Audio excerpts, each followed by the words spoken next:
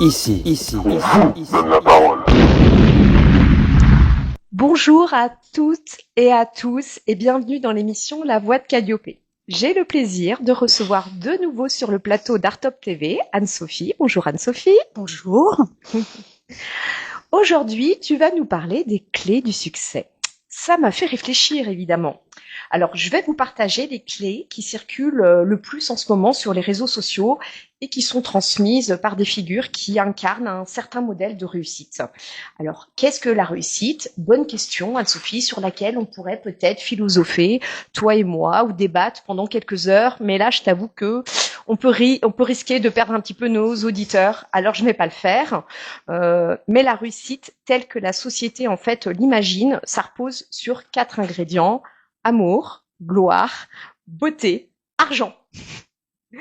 Alors, revenons aux clés. Omar Sy. Alors, je t'avoue, assez fan de cet acteur. J'aime beaucoup et de ce qu'il dégage. Bref, Omar Sy donne plusieurs clés. La première, elle est très claire. Je fais ce que je veux. La seconde, ne laisse personne éteindre ton feu intérieur. La troisième, laisse-les parler. C'est à la fin du bal qu'on paie les musiciens. L'humoriste Gad Elmaleh le dit d'une autre manière, mais tout aussi bien: ceux qui font moins bien ou qui ne font pas, leur seul pouvoir, c'est de te nuire, car personne qui fait mieux que toi ne va te critiquer. Et moi, je rajouterais, au contraire, la personne qui fait mieux que toi, elle va en fait t'encourager, t'enseigner, te guider, te montrer la voie. Car derrière, en fait, le concept de réussite, il y a l'idée sous-jacente de réaliser son rêve. Et alors là, Tony Parker, le basketteur, je trouve qu'il en parle très bien. Il dit: si quand tu parles de ton rêve, ton entourage ne se moque pas de toi, c'est que ton rêve n'est pas assez grand. Et je trouve ça génial. Et sans vous dévoiler aujourd'hui à l'antenne quel est mon rêve, je peux vous dire une chose, c'est qu'à chaque fois que je parle de mon rêve, ça fait sourire, voire rire mon entourage. Donc, en continuant un petit peu sur ce sujet au niveau de mes recherches, j'ai relevé un petit point commun en fait que toutes les personnes qui avaient réussi disaient. Il ne faut surtout pas essayer de convaincre. Il faut faire, il faut passer à l'action. Arrête de te poser des questions, n'écoute personne. Alors moi, je nuancerai un petit peu ces propos en disant écoute si tu veux, mais surtout ne crois personne. Ce ne sont que des croyances, ce ne sont que leurs propres peurs, leurs propres limites en fait qu'ils projettent sur toi. Donc, avant tout, t'écoutes ton instinct et ton intuition. Donc en résumé, tu restes centré sur toi, tu travailles et le succès parlera pour toi. Vincent Cassel rajoute, et ça j'aime bien aussi: plus t'es particulier, retenez bien, plus t'es particulier, plus le jour où ça marche, tu deviens plus difficile à remplacer. Donc il ne faut pas avoir peur d'assumer ta différence. Et j'aime beaucoup ce message qui se résume en fait à reste toi-même. Donc moi, je vais essayer de rester fidèle à moi-même et vous donner mes propres clés. Le succès, on croit souvent que c'est une course. Mais alors, je vous pose et je te pose la question, si c'était pas finalement un voyage intérieur. La semaine dernière, j'ai animé une émission avec ma fille aînée, Inès. Nous avons parlé de femmes qui étaient confrontées à des violences, à des inégalités, des histoires lourdes et parfois personnelles. Je n'étais pas parfaitement fluide, je sentais le stress, même là il revient, rien qu'en parlant. Plus j'avançais dans l'émission et plus je me disais oulala, je vais pas y arriver. J'hésitais, je bafouillais, je cherchais mes mots. Et puis en écoutant l'émission qui a été mise en ligne hier soir, j'ai pris conscience d'une chose. J'étais absolument imparfaite, mais authentique. Et si c'était une clé du succès? Clé numéro 1 pour moi: accepte l'imperfection. Le succès, ce n'est pas être parfait. Mes hésitations, mon stress, ce ne sont pas des fautes. C'est juste moi qui traverse le moment avec beaucoup de sincérité. Clé numéro 2, ose malgré ta peur. Faire cette émission avec ma fille, exposer nos histoires, parler de sujets lourds, c'est oser. Et mes invités m'ont tous confié ne pas être très à l'aise eux aussi avec l'idée de s'exposer, d'exposer leur parcours, leur projet, leur histoire personnelle devant la caméra. Ils ont tous réussi malgré tout à surmonter cela. Et je pense que c'est précisément cette vulnérabilité qui touche les autres. Donc le succès, c'est aussi ça pour moi, c'est avancer malgré nos doutes et malgré nos peurs. Clé numéro 3. Écoute ton intuition et connecte-toi aux autres. Je prépare toujours mes émissions, j'appelle mes invités pour en connaître à chaque fois davantage sur eux, sur leurs projets, les messages importants qu'ils souhaitent faire parler, mais aussi leurs confidences qui ne seront pas dévoilées à l'antenne, mais qui me permettent de cerner davantage leur personnalité. Bref, j'en apprends davantage sur eux. Et puis, avant l'émission, je me consacre également du temps pour moi, pour me ressourcer, pour me reposer, pour être en forme. Le jour J, pourquoi? Pour bien les accueillir, être complètement avec eux, être dans ma présence. Eh bien, pour moi, c'est ça le succès. C'est se respecter soi-même pour pouvoir enfin mieux se connecter aux autres. Et donc, peut-être que la vraie clé du succès n'est pas de tout contrôler ni d'être impeccable, c'est de rester fidèle à soi, d'oser malgré ses doutes et de traverser chaque moment avec beaucoup de sincérité et d'authenticité. Et concrètement, ça ressemble à quoi dans la vie? Parce que tout ça, c'est bien beau. Eh bien, pour moi, ça ressemble à aime-toi en premier.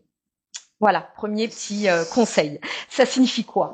Eh bien, reste fidèle à tes besoins et à tes valeurs. Le plus important, c'est de ne pas te trahir et tant pis si ça dérange. Pense à toi. Deuxième petit conseil. Accueille tes envies, tes priorités, sans culpabiliser. Écoute les signaux, même faibles. Reconnais ce qui est sain pour toi, ce qui ne l'est pas. Pose vraiment un cadre et tes limites. Troisième petit conseil. Repose-toi, je viens de le dire. Ça peut paraître bizarre, dire qu'une des clés pour réussir, c'est bien de se reposer. Oui, mais alors prendre soin de son corps et de son esprit, eh bien, c'est apprendre aussi que le succès, ce n'est pas d'aller jusqu'au bout de ses limites psychiques et physiques. Je t'avoue que pendant longtemps, j'ai cru ça, et en fait, je pense que c'est une erreur. On associe souvent le succès avec le fait de s'endurcir, et moi, à mon avis, c'est une mauvaise direction. C'est plutôt écouter ce qui nous fatigue, et après se reconcentrer pour être plus efficace. Et enfin, dernier petit conseil, laisse la vie tracer ton chemin. À ne surtout pas confondre avec une pensée magique qui serait que tout est fluide, qu'il n'y a rien à faire, que tout va arriver à toi et voilà, tu restes dans ton canapé peinard et que tout va bien se passer. Non, c'est pas du tout ce que je dis, c'est juste passe à l'action, mais une fois que tu es passé à l'action, tu lâches prise en fait sur ce que tu ne peux pas contrôler, qui ne dépend pas de toi, tout simplement. Et si les actions n'aboutissent pas à ce que tu avais souhaité, eh bien tu les accueilles comme des expériences. Pour moi, le succès n'est absolument pas linéaire. Et je vais prendre cette analogie-là. Ce n'est pas une autoroute en fait que tu empruntes un bon jour en roulant et tu roules à 130. Puis après, tu appuies sur le champignon et tu te mets à 150. Puis après, tu avances encore plus vite et tu te mets à 180. Et il n'y a aucun véhicule sur toutes les autres voies pour te perturber. Et tu traces et tu traces et tu traces. En fait, non. Je pense que le succès ne ressemble pas du tout à cette analogie. Je pense qu'il faut au contraire continuer à avancer sans te renier, en restant fidèle à ce que tu es, malgré tes doutes, malgré tes obstacles, qui font partie du chemin. Voici mes clés issues de mes propres expériences. Certaines clés traversent les époques et avec des destins hors normes qui nous marquent, qui nous inspirent, qui nous bousculent. Anne-Sophie va nous les partager. Alors pour celles et ceux qui n'auraient pas écouté l'émission sur les mystères du sommeil, je vais de nouveau présenter ma chroniqueuse. Donc tu es journaliste, autrice pour la série télé humoristique Pas aisée, directrice de rédaction au sein d'une agence d'information et d'édition spécialisée sur les thématiques de la santé. Tu es aussi créatrice de contenu culturel sur TikTok et Insta avec Anne-Sophie in Paris. Donc Anne-Sophie, tu es allée revisiter l'histoire de ceux qui ont osé, de ceux qui ont créé, de ceux qui ont transformé. Quelles sont leurs clés? D'abord, merci Calliope de m'inviter de nouveau. C'est avec plaisir. Dans ton émission, avec mon poil de culture. Alors, ce mois-ci, je suis allée voir So Churchill au théâtre de la Seine parisienne. C'est une pièce qui se joue depuis plus de 10 ans, un peu partout en France. Et là, en ce moment, elle se rejoue à Paris, donc à la Seine parisienne. En fait, c'est le pitch qui m'a convaincue parce que de base, j'y serais pas forcément allée. Et le pitch, c'est une seule femme permettra à Winston de devenir Churchill. Mhm. Et ça m'a intéressée parce que je trouve toujours intéressant de comprendre comment se construisent les grands destins, comme on disait un peu tout à l'heure. Mhm. Alors l'histoire se passe en 1953. C'est le jour où Churchill doit recevoir le prix Nobel de littérature. Parce que en plus d'avoir sauvé le monde pendant la Seconde Guerre mondiale, il a écrit plus de 40 livres. En plus. Et donc il a eu le prix Nobel de littérature. Ce que je savais pas du tout. Donc un succès en emmène un autre, en fait. Ça ne s'arrête pas. Peut-être. Donc dans ce seul en scène, il se tient devant la tombe de la personne qui l'a inspiré toute sa vie. On ne sait pas de prime abord de qui il Ah, s'agit. donc il s'agit d'un seul en scène. Ça, Oui, je souligne. oui. D'accord. Ok. Donc il est devant la tombe de cette personne Mhm. et il revient sur ses combats, ses échecs, ses réussites, ses blessures.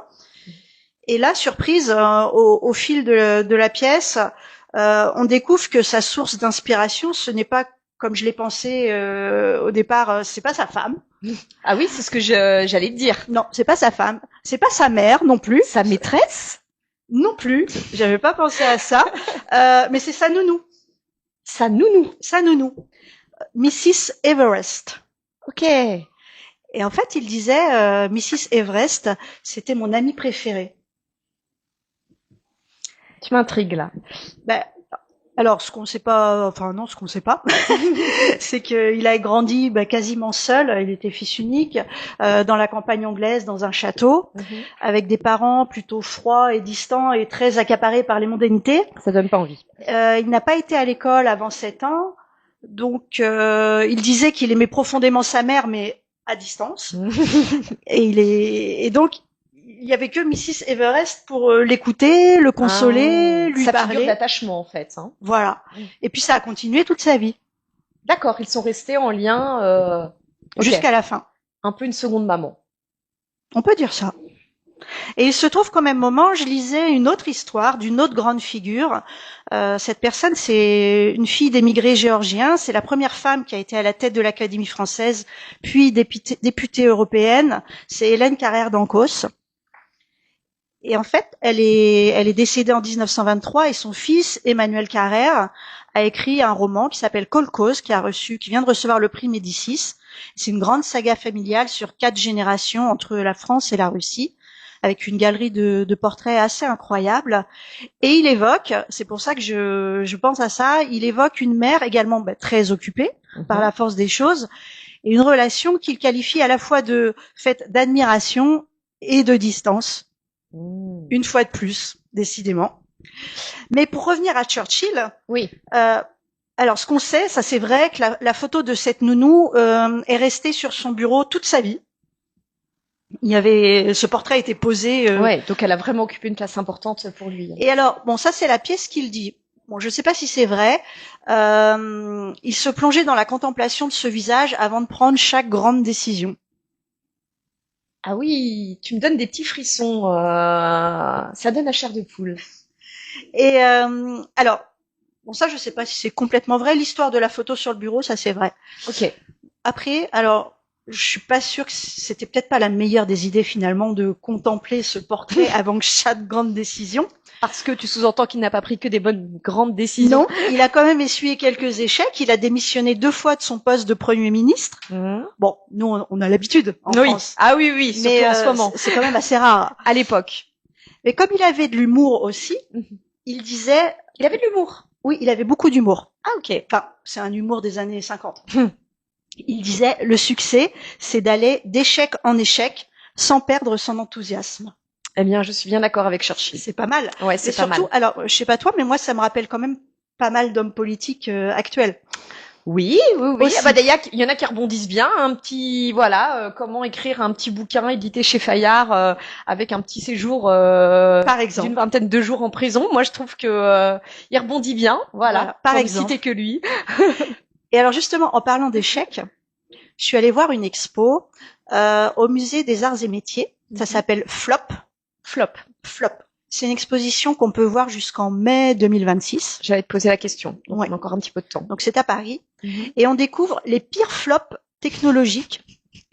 Et surtout, ce qui est intéressant, c'est que on nous explique les raisons de ces flops et de ces ratages. Et moi, c'est ça qui m'intéressait. Bien sûr. Alors, en résumé, parce que finalement, c'est toujours un peu les mêmes raisons qui font que quelque chose fait flop. Ah bon? Oui.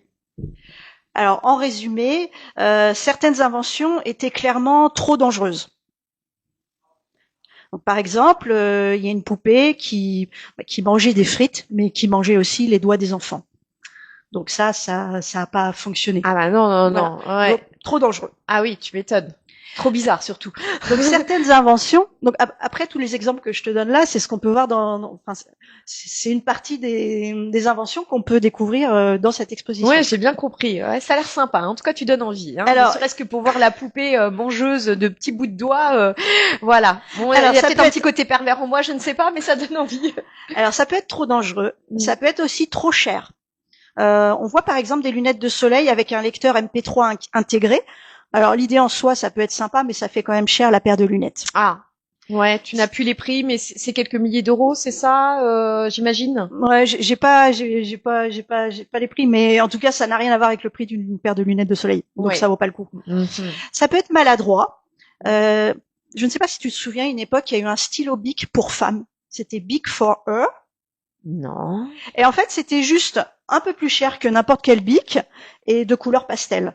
Oui, si, c'est vrai, mais on en parle encore. Tu sais qu'aujourd'hui, il y a des associations en fait qui ont relevé qu'en fait, si on met justement sur les lames de rasoir, voilà, pour s'épiler, si on met les mêmes rasoirs bleu et rose, et le paquet rose en fait va coûter plus cher, voire Voilà. €1 de plus. Ben, c'est exactement la même histoire. Ah, d'accord. Sauf que là, personne les a achetés quand même. Ah, quand même. Bah. Parce que alors moi c'est un petit appel que je fais en fait. Regardez bien parce qu'en fait, enfin c'est une histoire de packaging. Hein, je vais avoir à dos tous les gens qui sont dans le business, dans le commerce, mais voilà, tu rajoutes une autre couleur plus sympatoche. Et ça vaut vachement aussi pour les manuels scolaires, tout ce qui est papeterie, tout ça au niveau de la rentrée scolaire. Hein, tu mets des petites couleurs plus sympas. Voilà, c'est la même chose, couleur Ok. pastel mais plus cher. Ok. Ça peut être aussi mal fichu. Mhm. Alors, je sais pas si tu te souviens, il y a eu un jeu de société de Donald Trump. Ça s'appelait Trump the Game, en toute simplicité. C'est une sorte de Monopoly de l'immobilier. D'accord. Mais les Donc, règles c'était étaient... avant qu'il soit président. Non. Oui, c'était dans les années 80. Ah oui, Mais les règles du personnage. Les règles étaient tellement confuses qu'en fait, ça enlevait toute envie de jouer. Ah d'accord. Et Comme aujourd'hui d'ailleurs un petit peu, non? Bah, on y vient. Et la majorité des boîtes de jeux sont restées en rayon, en fait. Ah d'accord. Et parce que tout reposait non pas sur la qualité du jeu, mais sur sa personnalité. Ah d'accord. En fait, on voit sur les billets, c'est son portrait, par exemple.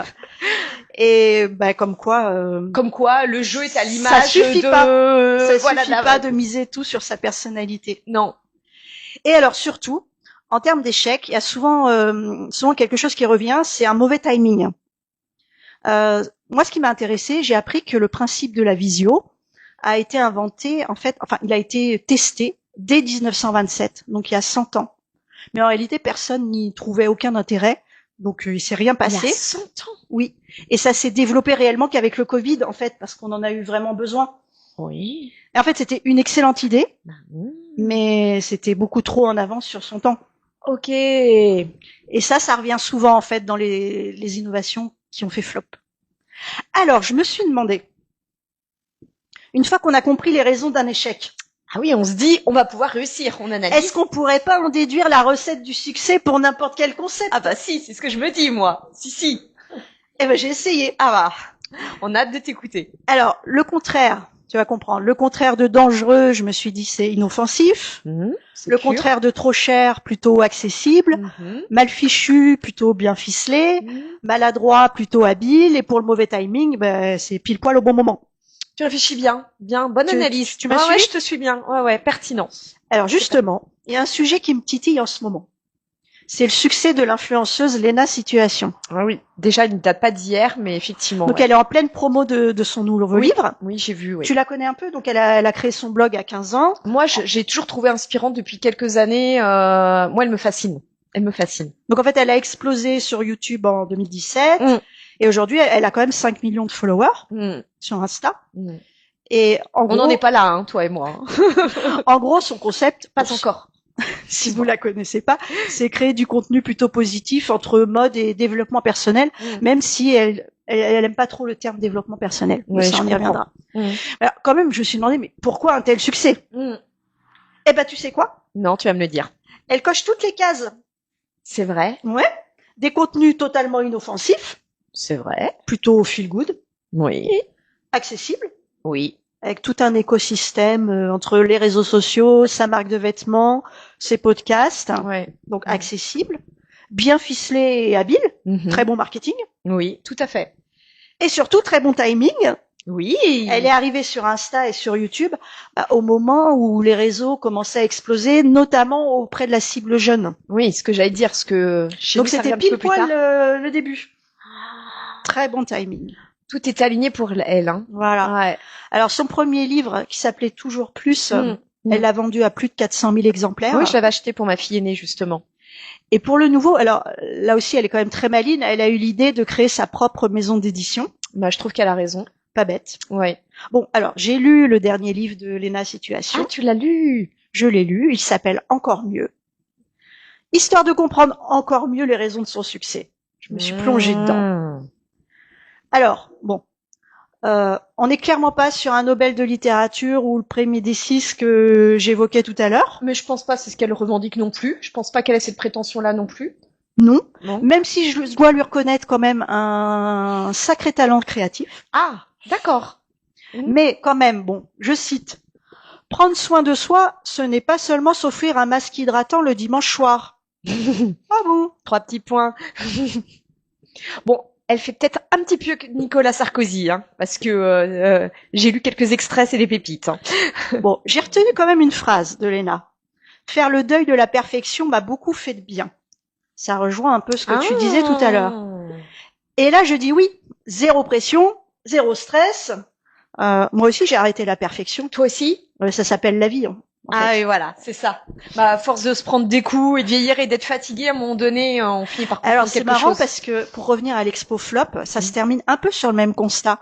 En gros, il faut savoir oser, rater, et puis recommencer pour innover et potentiellement réussir. Donc tout ce que je viens de dire avant, en fait, sans se concerter. Plutôt Ouais. pas mal. On en arrive tous aux mêmes conclusions. Alors Calliope, c'est bientôt Noël. Oui. Alors cadeau. Ah, tu me l'offres. Oui. Ah, merci. Alors j'aurais pu aller faire la queue pour te faire une dédicace de Nicolas Sarkozy. Ah non, merci. Mais flemme. Ah oui, je comprends. Et, Donc là, et tu aurais acheté son livre? Flemme. Donc là, tu vas pouvoir faire le plein de petits conseils, de mantras, il y a des quiz, des petits exercices d'écriture, du découpage. Bon, je t'en dis pas plus. Ah oui, d'accord. Ça Bon, me donne mais en envie. échange, Ah, je voulais te demander une petite faveur. d'accord. Mais c'est vrai que ça, c'est important parce que j'ai lu que dans les clés du succès, il faut qu'il y ait un échange réciproque. Donc voilà, tu vois, ça aussi, t'as bien capté tes manines, la réciprocité. Tu me fais un petit peu peur, je t'écoute. Alors, dans la mythologie, Calliope, c'est la muse de l'éloquence. Eh oui. Qui envoie aux poètes et aux écrivains son souffle divin. L'inspiration divine. Et est-ce que tu savais qu'on appelle ça le pneuma? Non. L'inspiration divine, c'est le pneuma. Le pneuma. Ouais. D'accord. Alors, si je peux me permettre, Calliope, de faire un vœu pour 2026, est-ce que tu peux réfléchir un petit peu avant d'insuffler ton pneuma à n'importe qui? D'accord. Ça serait sympa. C'est-à-dire, est-ce que tu peux aller un peu plus loin? Réfléchis bien avant de donner des petites sources d'inspiration. D'accord. Pourquoi? Parce qu'on pourrait me les voler? Qu'est-ce que ça sous-entend derrière? Non, parce que il y a tout simplement des livres qui sont meilleurs que d'autres. Ah, d'accord. Donc, faut faire attention à, voilà. Mais bon, on peut quand même s'offrir Léna Situation. Cadeau. Voilà. C'est ton cadeau de Noël. Mais peut-être qu'il faut pas toujours se diriger vers quelques bouquins issus d'hommes politiques. C'est peut-être un petit peu le message. Faire attention, en tout cas, aux choix que je proposerai. Voilà. Tu me donnes une grande responsabilité quand même. Hein. Donc, eh bien, je te remercie en tout cas pour. Et d'ailleurs, au niveau du théâtre et avec So Churchill, il passe encore quelques mois. C'est à la Scène Parisienne. C'est alors c'est une salle. Moi, je connaissais pas, qui a été complètement rénovée il y a pas longtemps, il y a quelques années. Il y a deux salles. C'est juste à côté des Folies Bergères. Et c'est une toute petite scène, vraiment toute petite. Et Bon, franchement, il tourne encore pendant oui, quelques mois. oui. Ok, donc tu recommandes le livre pour ceux qui veulent. Voilà. Voilà. En tout cas, moi, tu me l'as offert, je te remercie. Je recommande Cause d'Emmanuel Oui. Carrère. Ok, voilà, qui a reçu le prix Médicis. La pièce de théâtre Saut Churchill. Et puis, franchement, l'expo Flop, faut réserver. Il y a beaucoup de monde, il y a beaucoup de familles. C'est très sympa pour les enfants. Moi, tu me donnes envie, oui. Donc, franchement, faut y aller. Bah écoute, je te remercie. Ça peut être de bonnes idées de cadeaux à mettre sous les sapins. Voilà, puis ça touche vraiment toutes les générations. Donc, ça peut être une bonne balade à faire. Ok. Eh bien, je te remercie. Et alors, pour conclure, sur l'émission Les clés du succès, pour moi, chacun peut trouver sa clé du succès. Il suffit juste parfois de ralentir et d'écouter ce qui compte vraiment pour toi. Puis après, tu enclenches ta volonté, ta détermination à choisir ton destin sans s'occuper de ce que les autres diront de toi, penseront de toi ou croiront de toi. Merci.